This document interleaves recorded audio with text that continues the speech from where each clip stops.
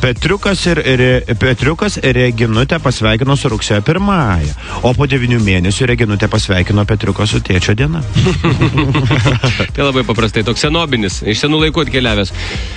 Sako, aš nežinau, kas man yra, kai tu šalia, man taip sunku kvėpuoti, aš vos įkvėpiu oro. Aš jums sakiau, gerbiamas pacientė, kvėpuokite per triubelę. Taip, man patinka, čia rašo žmogus, kai amerikietiškuose filmuose koks nors herojus, būdamas tamsiam kambarį arba rūsy klausia: Hei, ar čia yra kas nors? Na, įdomu, ar pasidarytų jam lengviau, jeigu kas nors atsakytų jam: Taip yra.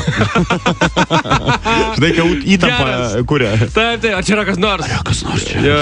Patarimas, net ne anekdotas. Kuo daugiau padarai per vieną dieną iš paskutinių jėgų, tuo daugiau kitą dieną reikia taisyti. O taip.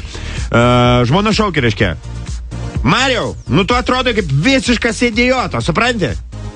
Kodėl dabar? Tai tu gali nusipiešti antakius, o aš ūsų tai jau ne. Dar vienas. Žmogus, kuris gerai gaudosi arbūzuose, nu žinai, pabeldžia ir supranta, kas yra ten. Kuris geresnis. Nu čia gal gruzinai labiau armėnai. Pabeldęs į duris gali nuspręsti, gera ar bloga šeima ten gyvena viduje. Iš garso, ne? Super. Šitas girdėtas, bet labai geras, priminė tiesiog klausytas. Žmona kaip granata, tai reikia nuimti žiedą ir pusės tavo namo nebėra. Super.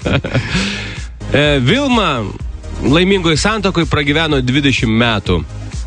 Tam reikalui jai prireikė 5 vyrų. Ups. Ir aš vieną dar turim.